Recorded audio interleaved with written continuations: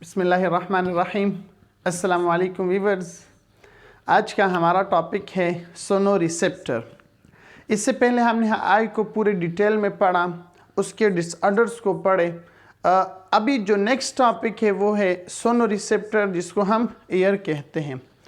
इस सोनो रिसेप्टर या ईयर को हम डिफाइन करते हैं the sense organ which receive stimuli in the form of sound waves. Year क्या होती है? एक ऐसा सेंस ऑर्गन है जो कि स्टिमुलस को रिसीव करता है। मतलब क्या है? जो कि इन्वायरमेंट के चेंज को डिटेक्ट करता है। किस फॉर्म में? In the form of sound waves. क्योंकि हमने पहले पढ़ा था कि स्टिमुलस क्या है? Any change in the environment which is detected by our sense organ is called stimulus. कि कोई भी ऐसी चेंज हो जो हमारे इन्वायरमेंट में वाक़ई होती हो और हमारा सेंस ऑर्गन उसको डिटेक्ट कर सकता हो, तो वो स्टिमुलस कहलाता है। अब ऐसा स्टिमुलस जो साउंड वेव्स के फॉर्म में हो और वो ऑर्गन जो इस साउंड वेव को रिसीव करे, उसको हम कहते हैं सोनो रिसेप्टर। अब ह्यूमन में जो सोनो रिसेप्टर है या इसी तरह और वर्टिब्रेट्स में, तो वो पेयर ऑफ ईयर्स हैं। मतलब क्या है जी?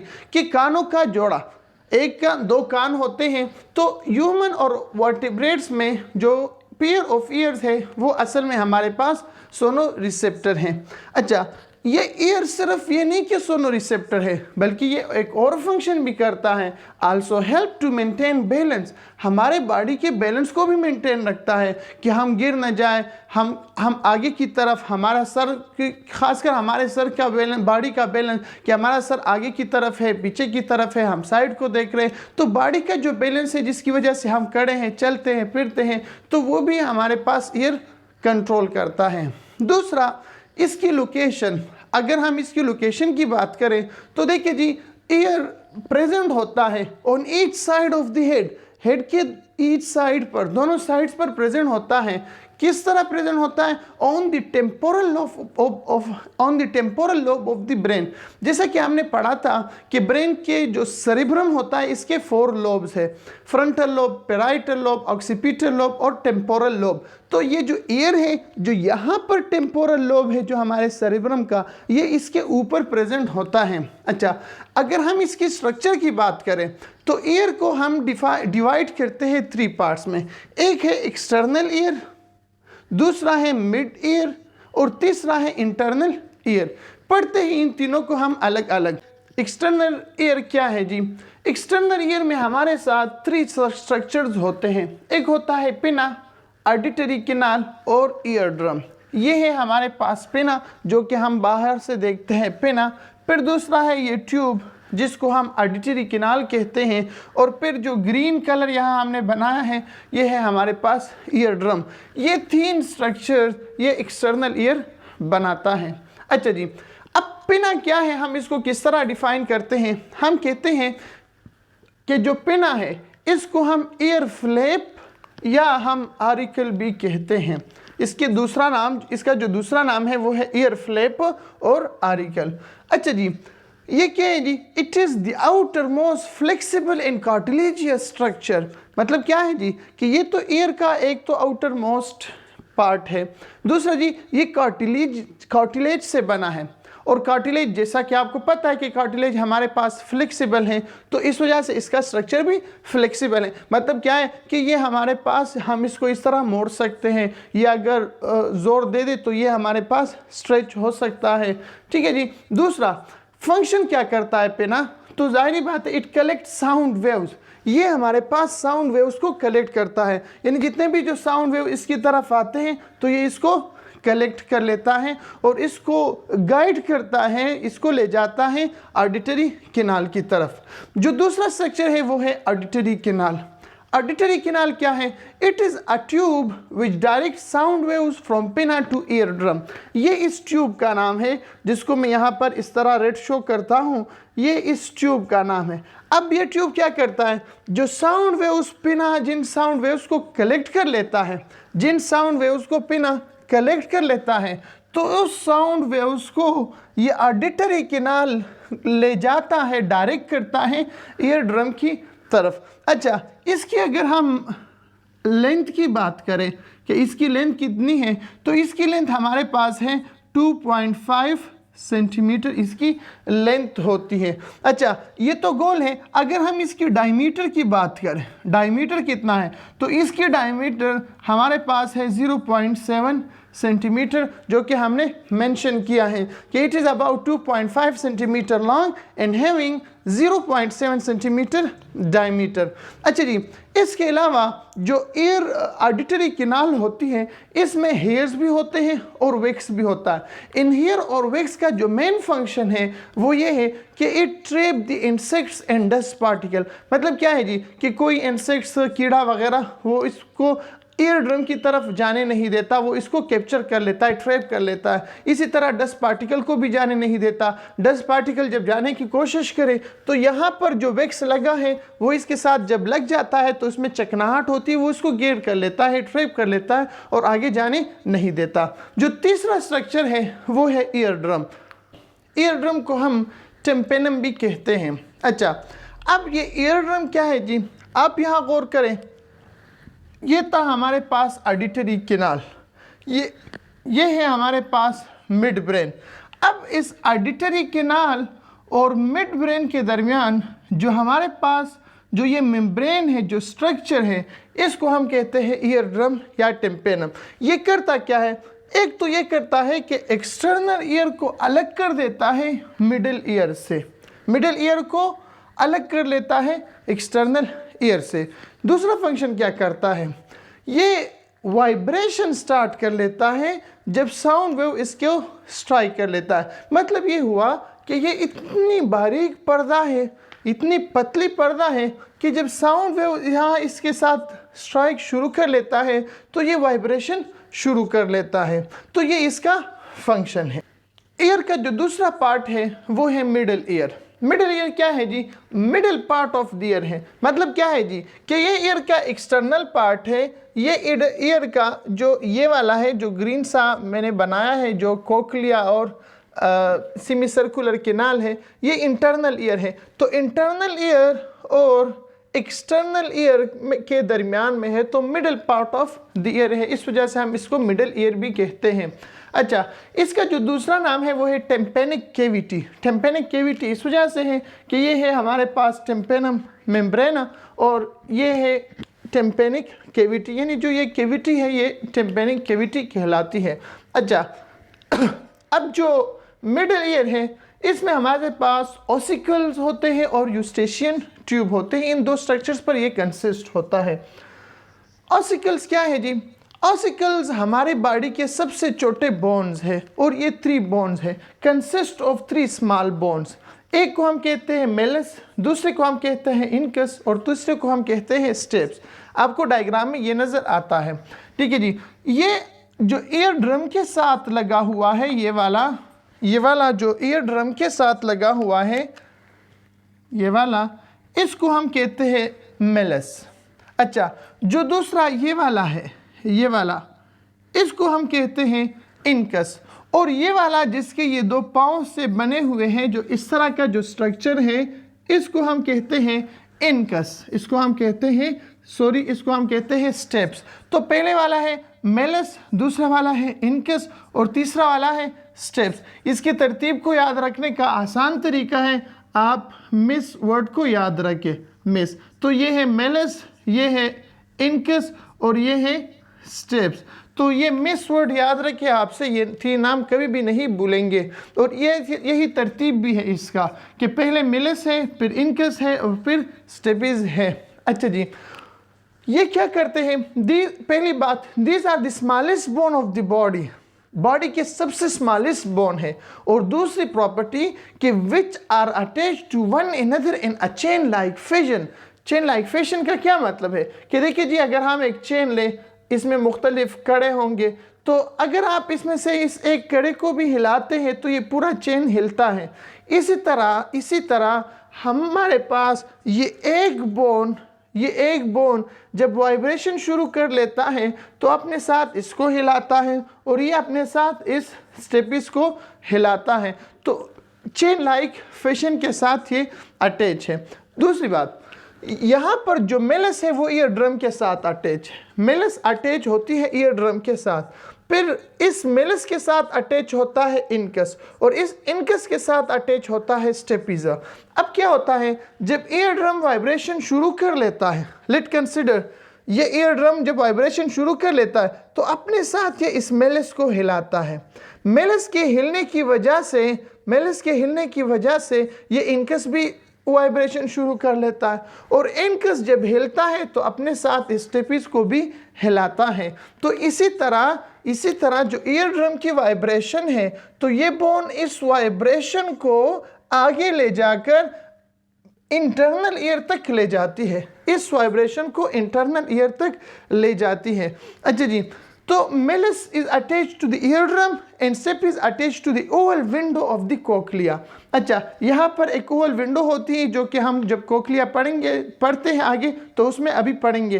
तो यहाँ से जो ईयर ड्रम से वाइब्रेशन है, तो इन ऑसिकल्स ने इस वाइब्रेशन को फॉरवर्ड कर लिया ओवल विंडो ऑफ कोक्लिया की तरफ। अच्छा जी, दीज बोन कैरी वाइब्रेशन, ये इनका फंक्शन है जो अभी हमने पढ़ लिया कि इनका फंक्शन क्या है जी, ईयर ड्रम से वाइब्रेशन को कोक्लिया की तरफ ले जाना। अच्छा, दूसरा इसमें स्ट्रक्चर है वो है यूस्टेशियन ट्यूब। ये यूस्टेशियन ट्यूब क्या है जी, हमने कहा ये हमारे पास मिडिल ईयर है, ईयर ड्रम से लेकर इस कोक्लिया तक ये मिडिल ईयर है। अब यहाँ जो ये पाइप है, ये वाला जो ट्यूब है जिसको हमने रेड शो किया है, इसको कहते हैं यूस्टेशियन ट्यूब। अच्छा, ये यूस्टेशियन ट्यूब क्या है, क्या करता है, तो इस ट्यूब का पहला फंक्शन तो यह है कि it connect the middle ear to the pharynx, middle ear को फेरिंग्स से मिलाता है। मिडिल ईयर को फेरिंग क्यों मिलाता है, तो फंक्शन में पढ़ते हैं। दूसरा पॉइंट, इसका जो लेंथ होता है वो 3.5 सेंटीमीटर, तकरीबन 1.4 इंच बनता है। तो 3.5 सेंटीमीटर इसकी हमारे पास लेंथ है। अच्छा जी, इसका फंक्शन क्या है, इसके फंक्शन को समझने के लिए सबसे पहले आप ये समझें कि फॉर एग्जांपल आपके पास एक पाइप है और उस पाइप में आप यहाँ कोई रबड़ का एक मेम्ब्रेन लगा दें, कोई रबड़ का एक मेम्ब्रेन आपने इस पाइप में लगा दिया। अब अगर आप यहाँ पर प्रेशर को बढ़ाएंगे, प्रेशर को आप यहाँ पर बढ़ाएंगे तो इसका स्ट्रक्चर कुछ यूँ हो जाएगा, इस मेम्ब्रेन का स्ट्रक्चर कुछ यूँ हो जाएगा। अच्छा, अगर आप यहाँ पर प्रेशर को बढ़ाते हैं, इस जगह अगर आप प्रेशर को बढ़ाएं, अगर आप प्रेशर को इस जगह बढ़ाएं, इस जगह आपने प्रेशर बढ़ाया तो इस मेम्ब्रेन का जो स्ट्रक्चर है वो यूँ हो जाएगा, क्योंकि यहाँ प्रेशर बढ़ गई तो जाहिर बात है वो इस तरफ फोर्स करेगा, मेम्ब्रेन का स्ट्रक्चर इस तरफ हो जाएगा। अगर आप इस तरफ प्रेशर को बढ़ाते हैं तो ये इस तरह कर्व हो जाएगा। अच्छा, अब यहाँ पर क्या है, ये मेम्ब्रेन भी हमने पढ़ा कि बहुत डिलिकेट मेम्ब्रेन है सॉरी। अब अगर यहाँ प्रेशर बढ़ता है तो ये मेम्ब्रेन अंदर की तरफ इस तरह कर्व हो जाएगी, तो जाहिर बात है फिर वाइब्रेशन नहीं कर सकेगी। इसी तरह अगर यहाँ प्रेशर बढ़ता है तो फिर ये इस तरह कर्व हो जाएगी। अब होना ये चाहिए कि इस मेम्ब्रेन के इस तरफ और इस तरफ, यानी आउटर ईयर की तरफ और इनर ईयर दोनों तरफ, मिडिल ईयर और एक्सटर्नल ईयर दोनों तरफ प्रेशर बराबर होनी चाहिए। अब इस प्रेशर को बरकरार रखने के लिए ये यूस्टेशियन ट्यूब मौजूद है।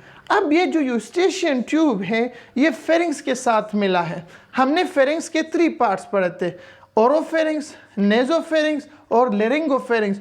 तो ये फेरिंग्स के नेजोफेरिंग्स के फेरिंग्स का जो पार्ट है नेजोफेरिंग्स उसके साथ ये मिला हुआ है। अच्छा, अब जाहिर बात है जब वो वहाँ पर मिला हुआ है तो हम तो सांस लेते हैं, वो तो आउटर इन्वायरमेंट के साथ कनेक्ट है थ्रू माउथ एंड नोज। तो जाहिर बात है अब बाहर जो प्रेशर होगा वो यहाँ पर भी होगा, क्योंकि ये तो ऑलरेडी एक्सटर्नल इन्वायरमेंट के साथ कनेक्टेड है और ये भी इस यूस्टेशियन ट्यूब के साथ की वजह से एक्सटर्नल इन्वायरमेंट के साथ कनेक्ट हुआ, तो प्रेशर यहाँ पर और यहाँ पर बराबर हो गया।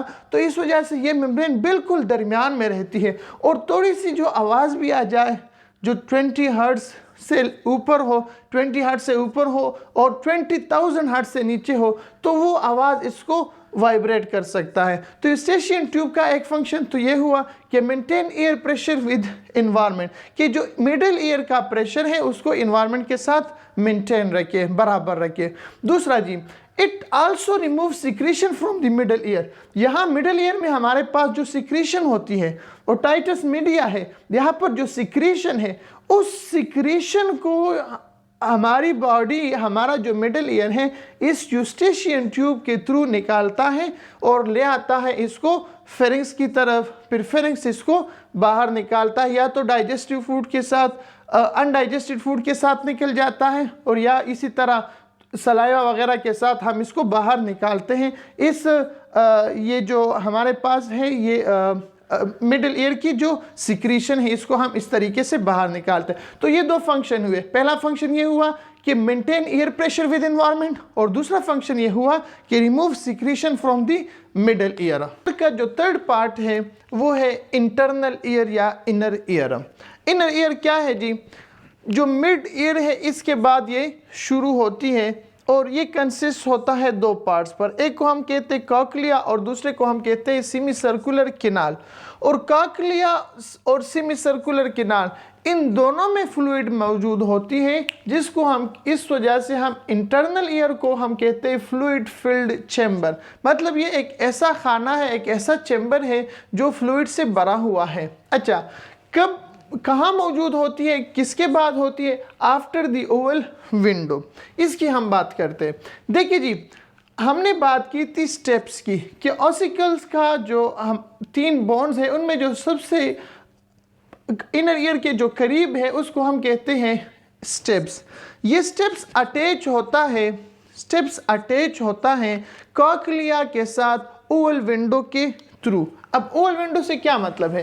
यहाँ पर इस कॉकलिया में, late consider this is cochlea, इस कॉकलिया में यहाँ पर एक विंडो होती है जिसके साथ ये स्टेप्स अटैच होता है।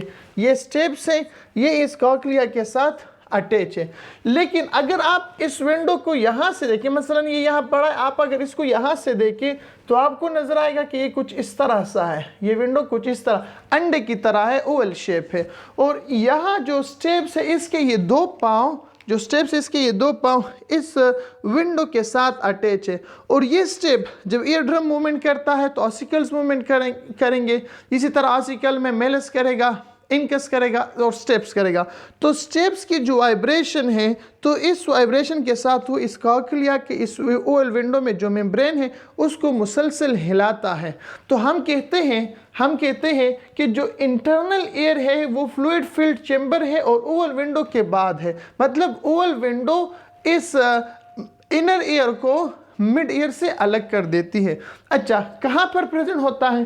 तो स्कल में एक बोनी केस मौजूद है, टेम्पोरल बोन में एक बोनी केस मौजूद है, उसको हम कहते हैं बोनी लेबिरिंथ। इस बोनी लेबिरिंथ में हमारे पास ये इंटरनल ईयर मौजूद होता है। अच्छा, 2 पार्ट से कॉकलिया है और सेमी सर्कुलर किनाल। सबसे पहले हम बात करते हैं कॉकलिया की। कॉकलिया क्या है जी? हम इसको कहते हैं real hearing organ. Real hearing organ का क्या मतलब है? देखिए जी, रियल हियरिंग ऑर्गन का मतलब ये है कि अगर हम गौर करें, इस एक्सटर्नल ईयर का फंक्शन था कि इस साउंड वेव्स को ले जाए ईयर ड्रम की तरफ। अच्छा, ईयर ड्रम के फंक्शन था कि वो साउंड वेव से वाइब्रेट हो और इस वाइब्रेशन को फॉरवर्ड करे ऑसिकल्स की तरफ। ऑसिकल्स का फंक्शन था कि वो इस वाइब्रेशन को फॉरवर्ड करे इनर ईयर की तरफ। अब इनर ईयर का फंक्शन है कि वो इस आवाज़ को, इस वाइब्रेशन को समझे। यहाँ से हमें वाइब्रेशन, यहाँ से हमें आवाज़ महसूस होती है, यहाँ से हम समझते हैं आवाज़ को। जिस तरह हमने आई में पढ़ा था कि आई में रेटिना पर इमेज बनता है, तो इसी तरह हम साउंड को महसूस करता है कॉकलिया में। इस वजह से हम इसको कहते हैं रियल हियरिंग ऑर्गन, हम इसको कहते हैं। दूसरी बात, ये जो कॉकलिया होते हैं ये कोइल्ड शेप होता है। कोइल्ड शेप, यहाँ हम इसको स्नेल शेप भी कहते हैं। अगर आप इस पर गौर करें तो बिल्कुल स्नेल की तरह नजर आ रहा है, तो हम इसको स्नेल शेप भी कहते हैं। और यहाँ से ऑडिटरी नर्व अराइज होते हैं। ऑडिटरी नर्व किसे कहते हैं? वो नर्व जो ईयर से मैसेज ले जाए ब्रेन की तरफ, उसको हम ऑडिटरी नर्व कहते हैं। बिल्कुल उसी तरह जिस तरह हमने आई में पढ़ा था कि वो नर्व जो रेटिना से मैसेज ले जाए, जो आई से मैसेज ले जाए ब्रेन की तरफ, उसको हमने नाम दिया था ऑप्टिक नर्व। तो इसको हम नाम देते हैं ऑडिटरी नर्व। अच्छा जी, the middle chamber of cochlea has a hearing apparatus called the organ of Corti. इसको हम समझते हैं। मतलब क्या है जी कि जो हमारे पास कॉकलिया है, मैं यहाँ पर इसको बनाता हूँ, जो हमारे पास कॉकलिया है, तो इस कॉकलिया के जो मिडल चैम्बर है, इस कॉकलिया का जो मिडल चैम्बर है, लेट कंसिडर ये कॉकलिया है। इस कॉकलिया को जो इसी तरह फैला हुआ है, अगर मैं इसको इस तरह अनकोइल करूं और इस तरह बना लूं तो ये कुछ इस तरह सा होगा। इसमें यहाँ पर हमारे पास इसमें ओवल विंडो होगी जिसके साथ ये स्टेप्स अटैच होगा। ये मैंने इस कॉकलिया को समझने के लिए अनवाइंड किया और इस तरह इसको फैला दिया। यहाँ पर हमारे पास इसमें एक ऑर्गन होती है, इसको हम कहते हैं, इस ऑर्गन को हम कहते हैं ऑर्गन ऑफ कार्टी। इसको हम कहते हैं ऑर्गन ऑफ कार्टी। इस ऑर्गन ऑफ कार्टी के ऊपर बाल, हेयर्स मौजूद होते हैं, हेयर लाइक सेल्स होते हैं, इस तरह हेयर लाइक सेल्स मौजूद होते हैं। इसको हम कहते हैं, इस पूरे स्ट्रक्चर को हम कहते हैं ऑर्गन ऑफ कार्टी। और ये हेयर सेल्स ऊपर भी होंगे, नीचे भी होंगे। अच्छा, इसमें हमारे पास एक फ्लूइड भी होती है, इस फ्लूइड को हम कहते हैं एंडोलिम्फ। इस फ्लूइड को हम कहते हैं एंडोलिम्फ।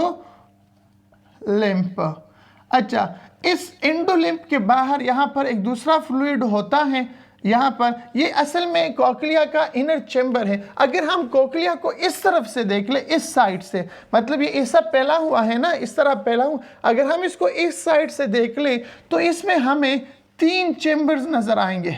एक इस तरह, दूसरा इस तरह और तीसरा कुछ इस तरह सा चैम्बर। तो हम अब सिर्फ इस चैम्बर की बात कर रहे हैं। हम इस चैम्बर में हमारे पास होती है ऑर्गन ऑफ कार्टी। ये ऑर्गन ऑफ कार्टी हमारे पास इस चैम्बर में होती है। अच्छा, इस ऑर्गन ऑफ कार्टी के साथ हमारे पास होता है एंडोलिम्फ।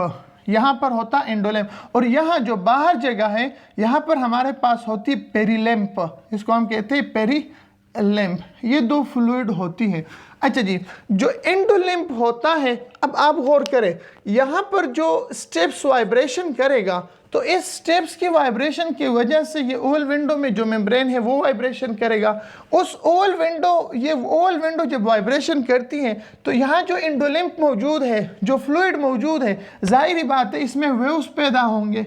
क्योंकि यहाँ पर आप इसकी मिसाल यूँ लें कि आपके पास एक गुब्बारा है, बैलून है, आप इसको पानी से भर दें और अभी आपने इसको पानी से भर दिया, अगर आप उस बैलून के एक साइड को हरकत देंगे तो वो पूरी बैलून में वेव्स पैदा होंगे। पानी की जो पानी उसमें पड़ी है उसमें आपको वेव्स नज़र आएंगे, उसमें इर्तियाश पैदा होगा।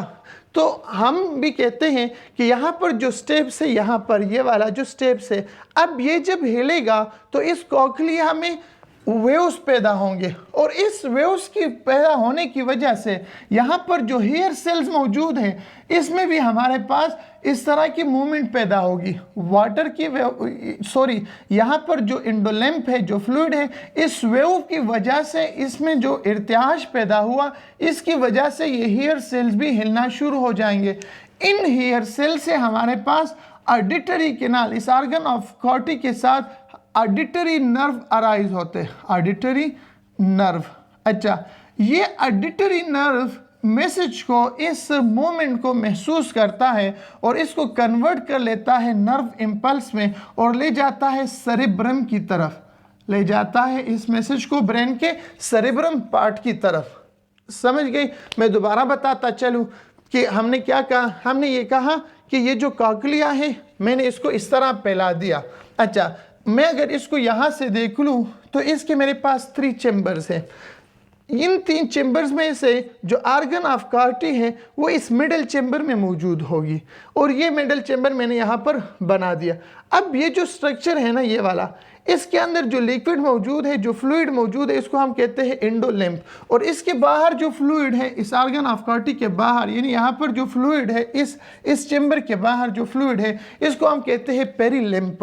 अच्छा, अब ये एंडोलिम्फ क्या करता है? इस एंडोलिम्फ का फंक्शन ये है कि यहाँ पर जो स्टेप्स वाइब्रेशन करता है तो ओवल विंडो को हिलाएगा। इस ओवल विंडो के हिलाने की वजह से यहाँ पर जो वाटर वेव, यहाँ पर जो एंडोलिम्फ मौजूद है उसमें, यानी फ्लूइड मौजूद है, इसमें वेव पैदा होगी। ये वेव अपने साथ इन हेयर्स को हिलाता है और इन हेयर्स के जब ये हिलते हैं, मूवमेंट करते हैं, तो ये नर्व इम्पल्स को पैदा करते हैं और वो नर्व इम्पल्स ऑडिटरी नर्व के थ्रू जाता है सेरिब्रम में और हमें वहाँ पर आवाज़ का एहसास होता है। हम महसूस करते हैं कि कौन क्या बोल रहा है और किसकी आवाज़ है। हम आवाज़ को भी समझते हैं और वो जो बोल रहा है हम उसको भी समझते हैं, क्योंकि यहाँ पर जो हेयर है इसमें hair receptor cells, sound receptor cells मौजूद होते हैं, जिसको मैंने यहाँ मेंशन किया कि special hair cells are present in the organ of Corti which are the sound receptor cell.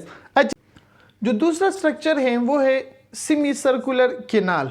ये जो आपको ये रिंग शेप जो नज़र आ रहा है, ये 3 सेमी सर्कुलर कैनाल है। अच्छा, पहली बात, इसको सेमी सर्कुलर क्यों कहते हैं? सेमी सर्कुलर कहने का वजह ये है कि ये हमारे साथ कुछ इस तरह से होते हैं, पूरा सर्कल नहीं होता, बल्कि यहाँ पर ये दूसरे स्ट्रक्चर के साथ अटैच होते हैं, इस तरह ये वाला, ठीक है, इस तरह ये वाला, ये इसी तरह आधे सर्कल्स होते हैं, तो इस वजह से हम इसको सेमी सर्कुलर कहते हैं। अच्छा, 3 और ये 3 होते हैं और एक दूसरे के साथ राइट एंगल अटैच होते हैं। मतलब क्या है? एक इस तरह है, दूसरा इस तरह है और तीसरा फिर इस तरह है। ठीक है बेटा, आप इसको यूँ समझ लें कि एक इस तरह है, इस तरह, ठीक है जी, मतलब ज़मीन के साथ इस तरह पड़ी हुई, दूसरा इस तरह है, ठीक है जी, इस तरह, और तीसरा इस तरह है।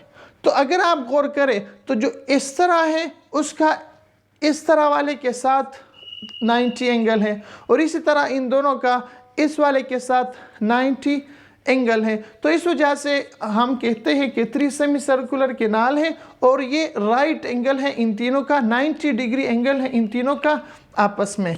अच्छा जी, इनका जो इनर वाल है, मसलन मैं यहाँ पर एक को बनाऊँ तो ये एक सेमी सर्कुलर कैनाल है और इनका जो इनर वाल है, इनर वाल ये वाला, यहाँ पर हेयर लाइक सेल्स होते हैं, हेयर सेल्स होते हैं, जिस तरह हमने कोक्लिया में पढ़ा हेयर सेल्स होते हैं। और यहाँ पर भी फ्लूइड होता है एंडोलिम्फ, एंडोलिम्फ फ्लूइड यहाँ पर भी होता है। अच्छा, तो हेयर सेल्स है और एंडोलिम्फ है। और दूसरी बात ये है कि ये तीनों जहाँ पर मिलते हैं, मतलब ये भी सर्कुलर, ये भी सर्कुलर, सेमी सर्कुलर क्या है, ये जहाँ पर मिलते हैं इसको हम कहते हैं एम्प्यूला, इसको हम कहते हैं एम्प्यूला। जो तीनों आपस में मिलते हैं इसको हम कहते हैं एम्प्यूला। अच्छा, ये क्या करते हैं ये 3 सेमी सर्कुलर कैनाल? ये हमें सेंस देता है, एहसास देता है किस चीज़ का? बैलेंस का, बॉडी बैलेंस का और बॉडी पोजीशन का।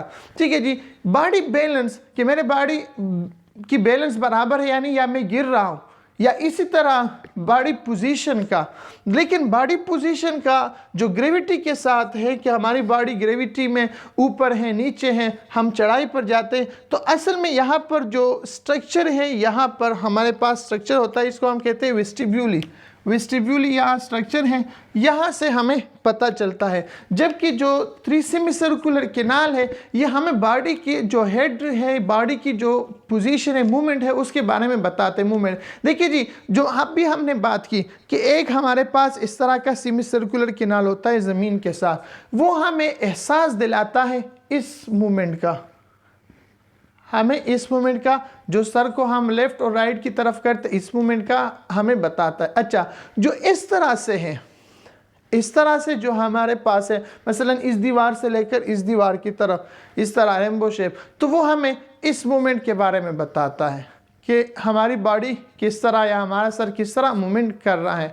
अच्छा, अब बाकी रहा जो ये वाला है, यह इस तरह इस बोर्ड की दीवार से लेकर उस दीवार की तरफ, तो ये हमें इस तरह के मूवमेंट के बारे में बताता है ठीक है जी। तो ये 3 सेमी सर्कुलर कैनाल है और ये तीनों हमें डायरेक्शन, मुख्तलिफ डायरेक्शन बताता है कि मेरा बॉडी किस डायरेक्शन में मूवमेंट करती है।